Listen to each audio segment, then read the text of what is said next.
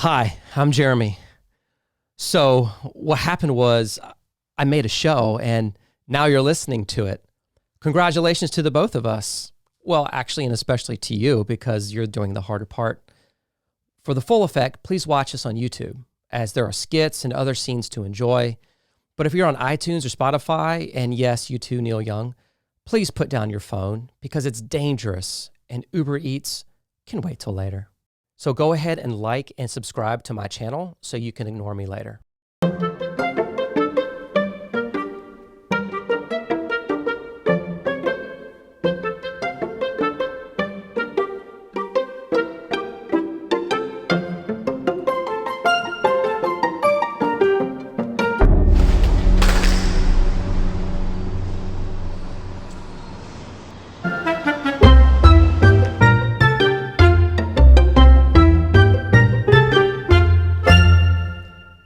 Welcome to the show. I'm so excited today. We're going to have one of our first and really probably only male nurses on the show. His name is Paul McDaniel. Paul, welcome to the show. Thanks for having me. Glad you're here. Now, just real quick, do you ever get confused for Paul McCartney? Never. Because I know our people maybe are disappointed because then you say your name, hey, I'm Paul Mick, and then they're expecting McCartney, and then they hear Daniel. Yeah, it's a big letdown. So you're used to letting people down, basically. My entire life. Do people ever confuse you for Opie from Andy Griffith or Richie Cunningham from Happy Days or even possibly Ron Howard from all the other Ron Howard movies? Yes. Yes and yes. Do they ever confuse you for Brad Pitt if Brad Pitt looked like Ron Howard? No. That's a negative. Yeah. So I know you're from Alabama. I am. I do have actually researched something, and it's I'm going to ask you a question about Alabama. So what does the average Alabama student get on their SAT score? Alabama, as in Tuscaloosa, Alabama, Roll Tide, Alabama, probably a 2 or 3, I would imagine. That's really close. It's actually drool. Yeah. That's 100% accurate. War Eagle. So let's talk about nursing. So All right. I think about you're a male nurse, and I think about what do people say when they hear that you're a male nurse. It's probably one of these 3 things. I know they're thinking one of these 3, and you can let me know at the end what you think. They're probably thinking, number 1, I wonder what made him choose that field. Or they could be thinking, he must like helping other people. Or probably they're thinking, I have nipples too, Fokker. Can you milk me? Yeah. A lot of people don't know that. You can milk them. Little Geppetto. Little teats. Yeah. Little Geppetto, he milked for him. How do you feel when you hear the term murse? You ever heard of MURSE, male nurse? Have you ever heard that phrase? Yeah. There you go. See? Okay. I embrace it. Absolutely. I think it's great. Is there such thing, though, as a FIRSE, female nurse, or a foctor, a female doctor? I mean, don't you think there's kind of some kind of double standard If there? there's not, there should be. Yes. Hey, I'm not a foctor, but I do play one on TV. Are there any benefits to being a male nurse? Like, for example, you can, reach stuff that's real high up, or you can open bottles and jars that other nurses or FIRSEs can't, or, you can take a joke without being offended and holding a grudge for 20 years, or parallel park? Yes. I like it. So that's about the only benefit is that, and being able to defend myself a little bit better sometimes. But some of those nurses, they'll kill you. Well, let's talk about you having red hair. As a redhead, or as the PC police call them, gingers. Do you have a temper? Yes. What do you call a redhead with a temper? I don't know. Normal.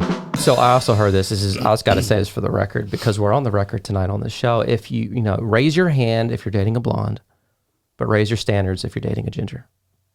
Do you think that holds true? No. That's a strong no. I'm a straight 10. Yeah, there's no question. Well, let's start with your life. I know you were born at a very young age, and then how did you start in medicine? So let's fast forward 65 years. 65 years. Wow. I remember the exact day that I gained an interest in the medical field, helping people. Because I started as an EMT, as a volunteer fireman rescue squad type thing. I was driving down the road with my dad. Car pulls out and gets T-boned. It was a bad wreck, really bad wreck. I was probably 13. I begged him, please, we got to stop and help this guy. We have to stop. You got to stop, Dad. We got to go help him. He wouldn't stop. He's like, son, you don't want to see that. I don't want you to see that. And it just, from that moment on, it was just, in my mind, I just vowed anytime somebody needed help in that manner, I was going to do what I could to help them. And then, so I went to EMT school after I graduated. Wound up going to nursing school eventually, and here I am. It's been a long, long road. Yeah. One thing that I admire the most about you, and that came out in your story, which is behind us here, that was in one of our 2021 issues of MP Augusta. You were the nurse spotlight, but you mentioned how you actually spent, your nursing career did not come easy. And that has always stuck with me. There's a few other people who are successful in the med space who have had very similar stories, but yours was very unique. Can you kind of take us through the steps that it took you to actually get to where you are? Whew. Yeah, it's been a difficult road. I went to EMT school. I didn't really have problems with that. I went to paramedic school and just couldn't finish. I was having simple math, but I was having trouble with it.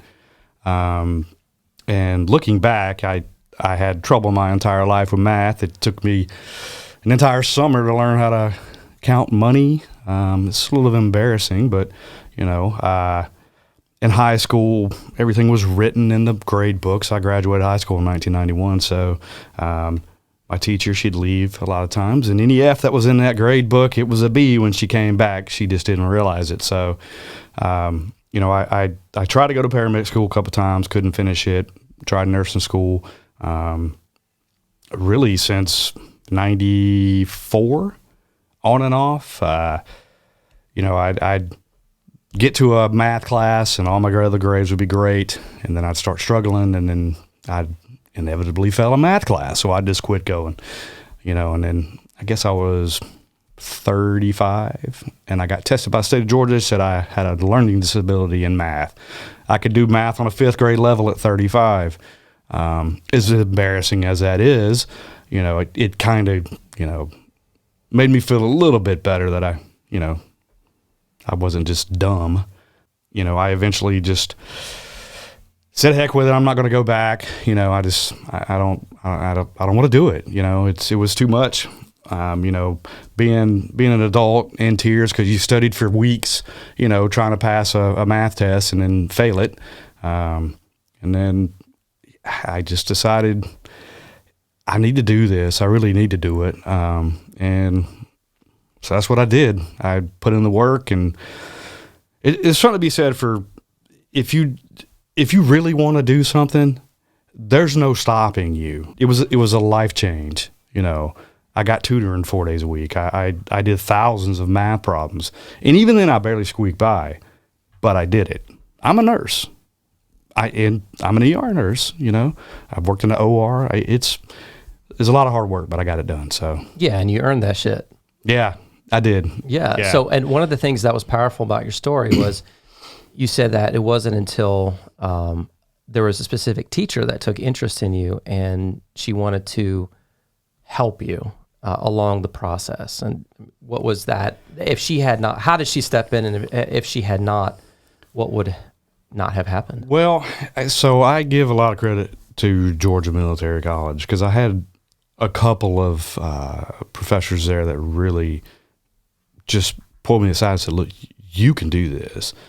You just have to really, you're going to have to put in the work. The resources were always there for me, I guess. But if you don't know about those resources, they're typically not just throwing the information out to you in school. Do you think that becoming a nurse, getting your RN degree, certificate has been your greatest accomplishment in life? I guess so. Yeah. I haven't accomplished a whole lot of amazing things, but Well, listen, the way that the nurse spotlight works in the magazine is somebody else has to nominate you. yeah. So, yeah. You were nominated by another amazing nurse who saw value in what you did. So, just to throw it out there, yeah, you've accomplished some great stuff. Well, I think, yeah, it really is. I mean, I've done some cool stuff over the years, but one of the biggest things that means a lot to me is I've had people come up to me after I'm done and say, hey, I went back to school and did this or this or this just because of your story. And I've had quite a few people say that. I'm not the smartest person in the room ever. I'm not the best nurse on the planet. Probably never will be. But I feel like I've helped some people, whether it be as a nurse or just with my story, motivating somebody else to do what they truly want to do. The frustration builds when you're not accomplishing what you feel like you should be able to, and people give up. I gave up. What was the giving up? How long was that length of time that you said, I can't do it, to when you went back and said, I'm going to re-enroll and try again? Gosh, I started, like I said, from 91. 1992, I couldn't pass paramedic school. And then I moved from Alabama to Atlanta for a year, and then from Atlanta to here, 20 years. Okay, that's a significant part of your story. I've been trying to be a nurse for 20 years. I'd say that last point where I was like, you know what? I have a job. I don't have to do this. So I'd give it about 10, 15 years, because every time I'd fail a math class, I'd just quit going. I was told I'd never get into a nursing program. Mm-hmm. And then you proved it wrong. Mm-hmm. I didn't go to that school either. Yeah.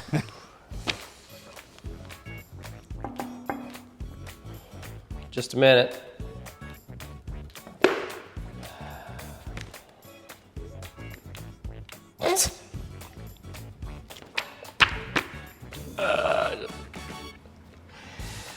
Yeah, okay. Mm-hmm.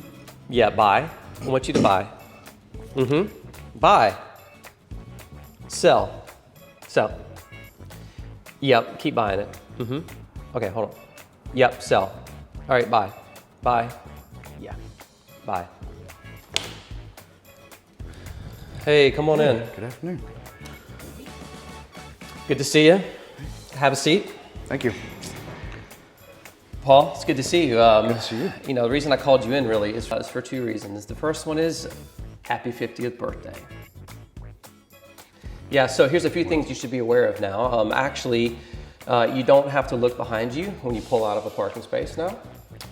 You can actually turn your blinker on and then today, and then turn any Thursday the next week. We call that an eventual left. Also, here is your handicap parking tag to now use. And on that also is a list of restaurants that you can now eat at 4:30 dinners. Do you know any of them? Denny's, I think. Denny's. Give me that back. You don't get any of that. All right, this leads me to the second point with you. Okay. And this brings me absolutely little to no joy, but there have been rumors that you're making comments that could be seen as microaggressions to others. Is that true? Not that I'm aware of. Care for a Red Hot? How'd that get in there? No, thank you. Okay. I'm okay. Well, listen, we are a hospital group that's centered around inclusivity. And would you care for a ginger beer? No, thank you. Okay. Well, we aim to keep it that way, where all people feel like they're not being made fun of or mocked in any way possible. But you understand what I'm saying? Would you care for a ginger snap? No, thank you. Well, and if you're not really inclusive, then you know what? You can just get the hell out. We don't want any non-inclusivity here. Okay. Red Delicious apple? No. Trying here. Oh, would you care for a ginger root? Okay, it's good for your stomach. Well, basically, here's this. We don't wish to include any non-includables and who have no clue or are unable to include those who wish to be included, including you. Understand? Guess. Would you care for a red pepper? No. Not at all? No. I'm trying, Paul. Would you care for some red grapefruit? No, thank you.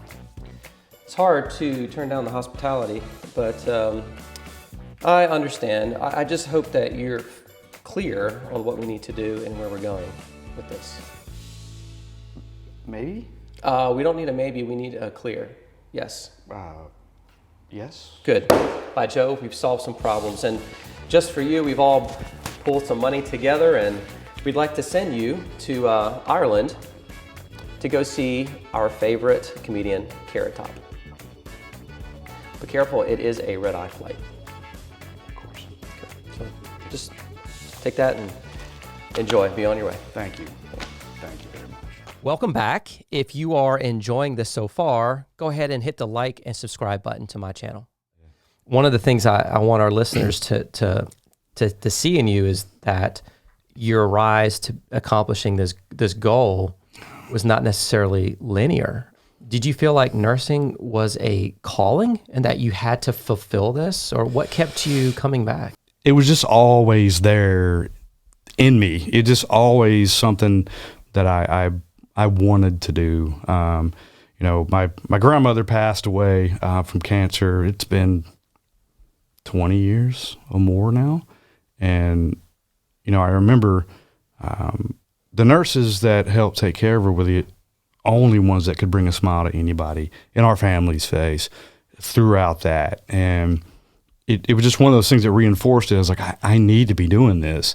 After that long extended period of time when I was out of the medical field, it drew me back. It was just, I felt it. I needed to be doing something helping these people somewhere in the medical field. Mm-hmm. So what characteristics make a good nurse in your opinion?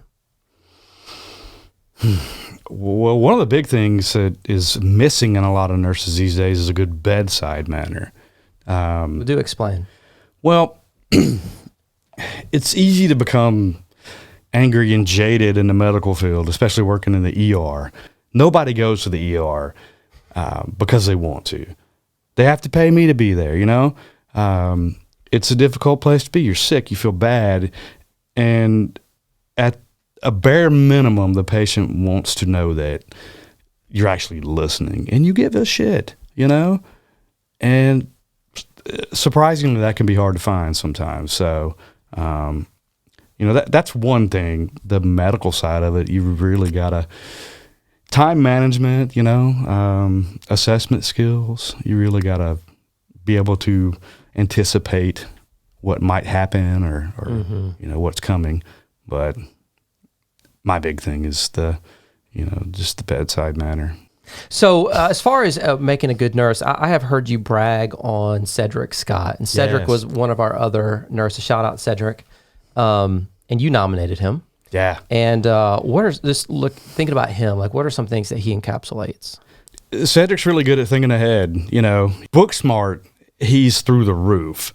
Medication, you can say, hey, man, what is this? Knowing I should know it or another nurse should know it. You'd be like, man, this is Flintstones vitamins. Yeah. That's the purple one. He's fantastic. He's really proud of his ultrasound IVs. And there's days and he's like, man, I just wish I could do these all day. And that's a very good skill to have. Those are hard to do. His bedside manner, he can anticipate, what the doctor's going to order, before they order it. It takes a little bit of time. For me, it takes a little bit of time. His time management, I feel like everybody's time management needs a little working on because it's very difficult. That was my biggest thing. That was my downfall, every now and then. But what has kept you in the ER for your tenure at AU Health? I really like the trauma side. I didn't get to work I don't get to work as much as I like on the trauma side because not everybody you can't just be on the trauma side every day. You still got to do your med surg patients, your diabetic patients or whatever. But I really enjoy the trauma side. Just from working on an ambulance is what I enjoy. As morbid as it may sound, the shootings, the stabbings, the car wrecks. That's what I like. I like to. They come in, you stabilize them, you send them to the OR or whatever, and then you reflect on what you just did, get everything ready for the next one, and then you move on. The ER is just I would say 5, but it can change literally every 2 minutes. You just never know. You can be sitting there just thinking to yourself, wow, this is really kind of a calm night. It's a little slow. You don't ever say it out loud. You don't say it out loud because then something's going to happen. I like the chaos. Unfortunately, it's kind of changed a little bit now where we've got a lot of floor nursing going on in the ER as well. Is there a specific case that you remember very well in the ER, like something that maybe was formative or shaped you in some capacity? There's one I remember when I first came off. I was actually still on orientation. It was legitimately the first time I'd ever gone to the medication dispenser, pulled the medications, drew it up myself, gave it to my patient, and then, went along. Well, it was just morphine, but, she got incredibly sick after I gave it to her, and I started to freak out, and my preceptor's standing there, and she's kind of just laughing. She's like, it's okay. You didn't kill her. Because in my mind, I'm like, I just killed this lady. The first time I ever gave medications I'm on, I just killed this lady. But that right there, as simple as it may seem, it made me realize, all right, these things happen. I knew what was going on it could be a possible side effect of that medication. So, just little things like that. Let's just say, God forbid, at some point you are brought into the ER where you work. What are the things that you go, this is what I want them to do to me. This is how I want to be treated. Can you walk us through it? I understand. I've actually been a patient there. The first thing you just got to understand, it may take a while. I understand that. But, I want to know what's going on. What is the plan? What you're going to do this? Why are you going to do this? For example, what medicine are you giving me or what? Yes. Okay. That's a big thing. A good bedside manner. A good bedside manner is going into a patient's room after you've been there for 11 hours and 15 minutes just getting pounded over the head and then still giving them a smile when you walk in. Even if you turn back around, just go, walk in, because I do that. What can I almost want to say civilian world, but what can the non-nurses, people like myself, people perhaps listening to this podcast, what can we actively do when we're in situations to like at the hospital or in the ER for our loved ones there? What can we do to help encourage our caregivers? You're really busy, so just helping turn them or move them or clean them up or do this, be a good historian for your family member, understand what kind of comorbidities they have, what medications they take. So if they can't tell us when, they come to the hospital, you can, and when it's time to get out of the way, just get out of the way. Let us do a job. We've done it before. It's not our first rodeo. It's not our first rodeo. The first rodeo never gets the airway. No one ever says it's my first rodeo. Excuse me. They really Forgive don't. me. This is my first rodeo. One of my good friends told me he's a medical director of one of our local hospitals. And he said, I can't stand that name being called a hero because it's such a high pressure. I don't want to be called a hero because I make mistakes. And at the end of the day, my breath stinks. And I'm just educated and talented in something, but I'm not a hero. No, I agree. I don't know really anybody that's, I'm a freaking hero, guys. Yeah. Nah, we do what we do because we enjoy what we do. Not a lot of people can do what we do. The old saying, well, who else is going to do it? It's true. If not me, who? Yeah. Well, let's pivot for a minute. Tell us about, you love music, and I remember you told me this story once that you had a pretty awesome moment with Anthrax, the band. Oh, yeah. Yeah. Well, it was awesome to me. I hadn't met a lot of celebrities or anything like that, and I didn't meet anthrax either. But it was a Facebook post, and I forget what it was about. Just anthrax wound up telling somebody that responded, "Fuck you," and I was like, that would be kind of cool. I could say anthrax said that to me, so I posted that. I was like, hey, I agree with you. I'm not disagreeing. I just want you to say, hey, Paul, fuck you from anthrax. And that's what they did. And I thought that was the coolest thing ever. That was like 2 years ago. So 47 years old, I'm like, yeah, anthrax told me to F off. That's great. We know you like to bicycle. I do. But besides that, what are some of your other hobbies or interests outside of work? I love to fish. Yeah. Ride my bike, of course. Could you do both at the same time? You could. We could go back to where we were talking about how I'd want to be treated if I was a patient in the ER. That's probably what happened. So how did you get hurt? Yeah. I tried to blend two of my favorite hobbies, riding a bike on trails and fishing at the same time. I like to shoot guns too. Pew, pew, pew. I'm from Alabama. It's kind of mandatory. Golf. I love to golf. Do you really? I do. I'm terrible. Yeah, that's the best though. I'm terrible. So we were just actually drinking some beer. David, what beer? Is this Savannah River Brewery? Classic City Lager. Oh, Classic City Lager tonight. yeah. I got an empty cup too. That's a shame. It is a shame. So tell us about your favorite beer. My favorite beer. Or beers. Are I don't really have a favorite beer. you a fan of Duff? Oh, yeah. Me and Homer, we just... Well, you know what? I'll tell you this. It's the Maharaji from Avery Brewing Company out of Boulder, Colorado. Could you be more specific? Yeah, I could. It's seasonal. You can get it at Tip Top Taps in Evans. No, why do you like this beer so much? It's very smooth. It's an IPA. An Everybody IPA. says they don't like IPAs.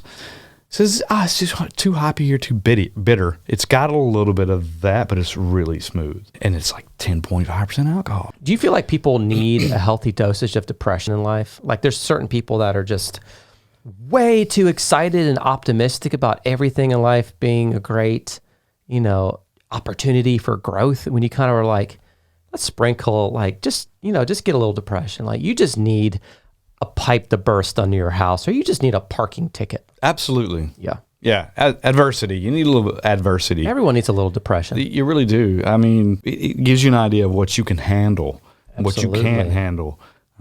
And it also can make you reach out to people that you typically wouldn't, It did me at least. Last thing I'd like to ask is, what are you most grateful for today? God, a lot of things. The opportunities that I have in front of me. I'm actually about to do a little bit of traveling. So I don't have a lot of friends anymore. But the ones I do have are fantastic. No. I TM that friendship too. No one else can have him. That's right. He's mine. Yeah. Ooh. Ooh. I try to say I'm that looking like at this a cat. camera back here. That's the good camera, by the way. Oh, that one? This one right here adds weight. I think this one will probably be broken after we're done staring at you all day. I've got a lot of really good friends. And Kathy, of course. I warned her when we met, you need to go the other way. I'm an a-hole most of the time anyway. I'm about to go through nursing school. You don't want to be a part of it, but she's still around. So she's been a big part. I'm thankful for her, her family, my family, and my very small group of friends that supported me. Maybe when I wasn't around, they said, "This guy's gonna try nursing school again." Okay, but when I talked to them, they're like, "You know what? Doing great, man. Just keep on keeping on." So Yeah. there's a lot to be thankful for, a lot to be grateful for in life. You just gotta realize it's there. So 100%. yeah. Well, listen, I'm grateful for you. I'm thankful for You all that should you've be. done.